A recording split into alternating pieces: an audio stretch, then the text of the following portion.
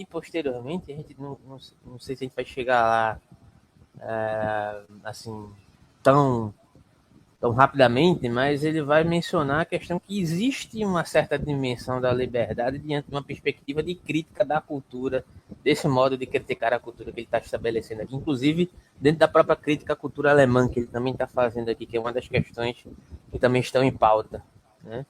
Digamos assim. Não sei se deu para responder assim, menos parcialmente a questão. Do livre-arbítrio vai ser tratado ou não? A gente tratou em alguns momentos dessa questão, mas vão ser em outros momentos ele vai retomar, não necessariamente diretamente essa questão, mas ligados a outros desenvolvimentos, como por exemplo a questão da má consciência e etc. Mas está ligado a essa questão do livre-arbítrio, né, a essa produção, essa possibilidade de deliberar, digamos assim, diante de um certo modo supraterreno de existir, né? Que de certa maneira pode responsabilizar aquele determinado sujeito, né, por uma determinada ação a fim de uma resposta de sobreposição daqueles que foram de certa forma dominados em um determinado contexto cultural, né, digamos assim, que não é só construído a partir da ideia moderna, mas de algumas formas de cultura que se produziram. E aí tem aquela ideia que a gente tratou ali no último, acho que é no, deixa eu ver só aqui qual foi o trecho. Eu anotei aqui rapidinho. Que ele fala sobre Roma e Judéia. Ele cita isso com todas as letras. Ele fala sobre isso. Né? A gente mencionou aqui o trecho. Cadê? A decadência do homem europeu, foi o 12. Ação e subjetivação. Quer anotar isso? Porque às vezes ajuda esses títulos. Eu retomei meio que o Mas 12. você está olhando no texto? Não, eu tô Você olhando olhando na o texto? tô olhando na anotação de acordo com o texto que eu fiz aqui, de acordo com cada aforismo desse que a gente leu na última. E esse aí está em que aforismo para eu anotar O perto? 12 é a decadência do homem europeu. Ah, tá. Peraí. 12. Peraí. 12, a decadência do homem europeu. Isso. O 13, pode falar. O 13, É, peraí, 13. o Ah, 13 é onde ele vai não tem. o 13 é onde ele vai começar a falar da questão da ação e subjetivação. Ação e subjetivação. É justamente o que você estava falando. O 14 ele vai fazer meio que um resumo, falando da produção desses ideais no mundo terreno, que tem a ver com essa questão aí do livre-arbítrio, digamos assim, de certo modo. Né?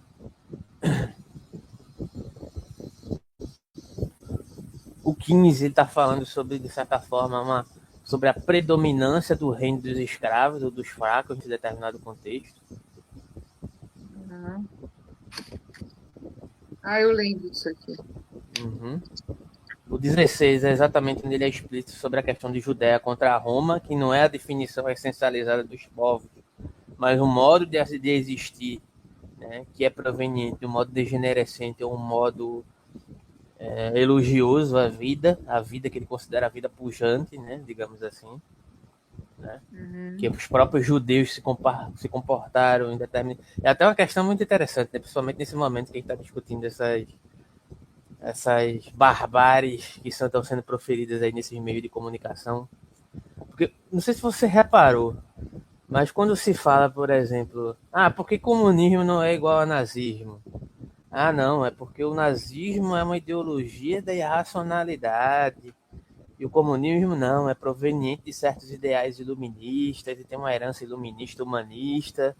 E aí é muito curioso, porque é justamente tudo isso que Nietzsche está criticando aqui. O iluminismo, ideais humanistas. Né?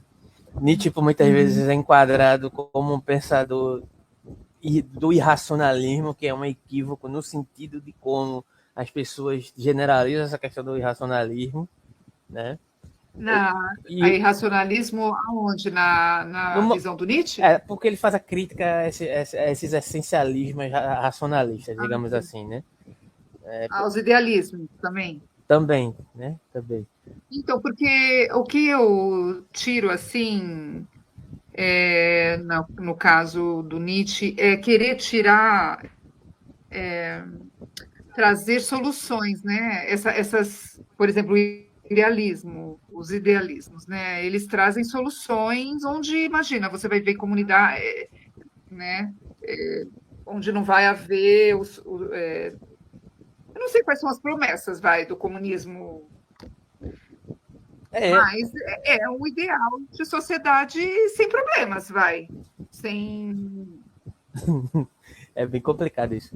Mas, assim, tem, Ah, tem um certo sentido. Eu tava até falando com a Karen isso um tempo desse. Só que ah, falar sobre isso com ela às vezes é complicado, porque às vezes ela toma por um lado de que como se eu tivesse, digamos assim, criticando a ideia do comunismo. Pelo contrário, eu sou muito até a favor das reverberações políticas históricas e políticas do comunismo como um todo. Entretanto, todo movimento tem seus problemas, né? Mas a questão que acontece é justamente isso. Existe uma dimensão de compreensão ideal dessa reverberação do comunismo, né, no sentido de que como muitas vezes é interpretado, o comunismo quer trazer um paraíso para a Terra, o comunismo quer se colocar mediante uma disposição de uma realização utópica de uma sociedade sem classes, né? E de certa forma isso se torna essencializado e ideal. É isso, em certo modo, tem um certo idealismo nesse sentido. Há movimentos que seguem nesse caminho, mas há outras prerrogativas que são, na verdade, materiais a partir da realidade vigente que se estabelece diante de uma perspectiva imanente dos conflitos políticos, sabe?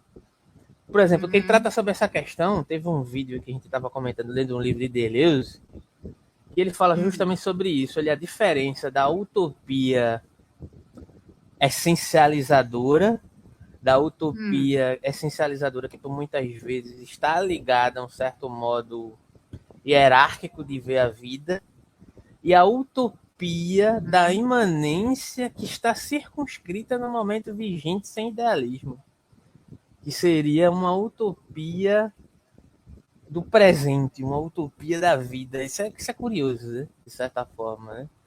Ele diz, olha, ele faz uma certa relação, né, digamos assim, ele faz toda uma investigação, né? Isso é um livro do Deleuze, o que é a filosofia. Tem uma certa influência de Nietzsche uhum, ali, mas não se reduz a Nietzsche. Não, né? Ele está tratando outras uhum, questões. Ele diz, olha, a utopia ela pode nos servir no sentido de uma reverberação imanente de uma certa construção, de uma modificação política focada não numa realização futura, mas no agora, nas nossas relações, do modo pelo qual elas se dão. É uma uhum, modificação para além da relação hierárquica.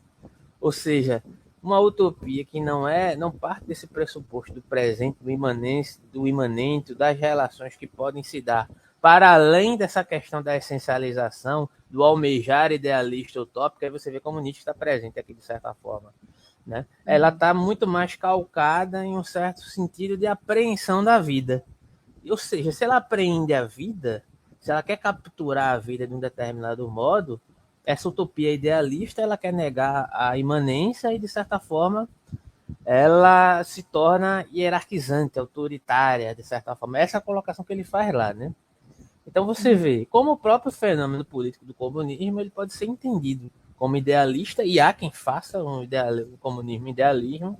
Entretanto, diante dessa visão que Deleuze coloca de uma certa crítica ao comunismo ou aos movimentos, como ele coloca, e um resgate ao mesmo tempo, né, você pode ter essa realização política como uma política de usar essa perspectiva utópica como uma referência para o momento vigente, para o presente, não necessariamente para uma dimensão de extirpar, digamos assim, os problemas ou as divergências, né? É uma tendência de tentar amenizar as divergências sociais.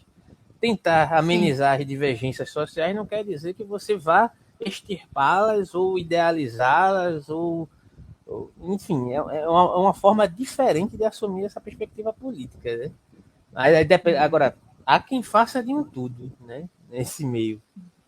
Aí é uma questão complicada. Eu acho que a própria visão que o Nietzsche tinha de socialismo, comunismo, era uma visão totalizada que era um movimento necessariamente essencialista, né? Certo. Ele leu o Capital, essas Ele leu coisas? Feuerbach. Ele leu Ah, Feuerbach, então ele tinha um conhecimento assim meio que por tabela dessas questões, né? hum, E de certa forma ele meio que tem uma influência em certos aspectos de Feuerbach e, e pelo que eu soube, pelo que ele leu assim textos terceiros ligados a essa perspectiva socialista, digamos assim, mas não necessariamente os próprios textos de Marx. Pode até ter lido, né, assim, mas muito de forma por cima, digamos assim. Mas Feuerbach parece que ele estudou.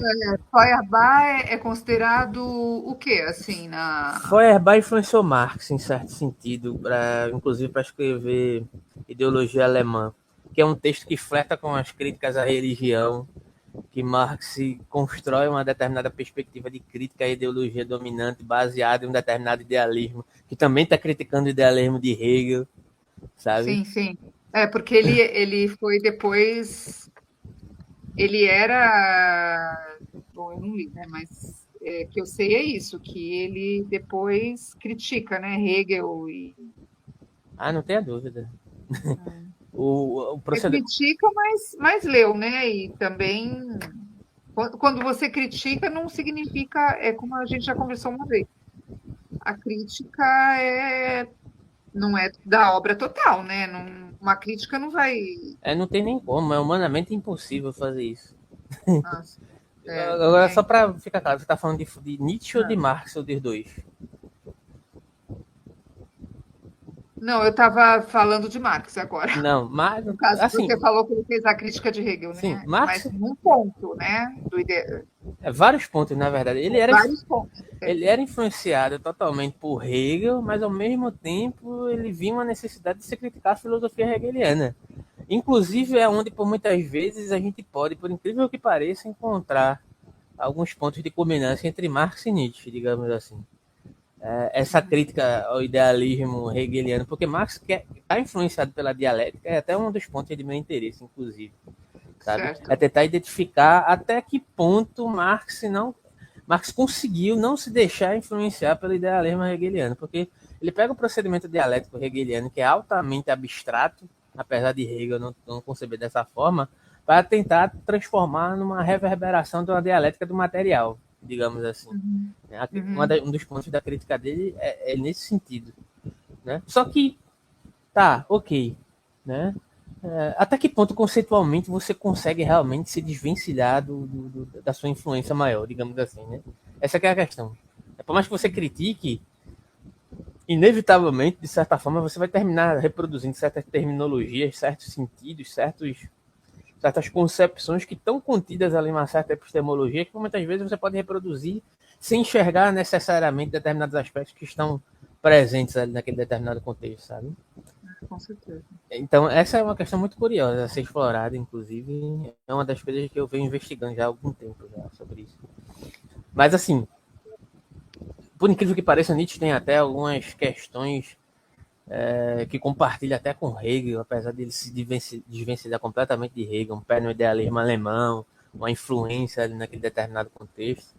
E Feuerbach fazia parte desses críticos, de certa forma, a esse idealismo, né? E Nietzsche leu Feuerbach, Nietzsche se influenciou por Feuerbach, de certa forma, não como um todo, não assumindo, de certa forma, aquilo que Feuerbach estava falando, e Marx também, né? Só que Marx pegou Feuerbach e disse, olha, ele não foi longe o suficiente, né? É Uhum. sempre essa questão, né? A partir daqui vou Uhum. fazer uma outra crítica e etc. Então tem uma certa relação nessa dimensão aí, que está baseada majoritariamente nessa ideia da essência, de uma essência específica, no caso de Marx, uma essência da ideologia dominante. No caso de Nietzsche, uma essência da moral dos fracos. Curioso isso, né? Uhum. Curioso. Enfim, mais alguma questão? Não, se for, a gente vai vendo, né? É, Então a gente está no número 4, né? no número Tá. 4, né? Mas acho que eu gostaria de ler o 3 para relembrar algumas questões.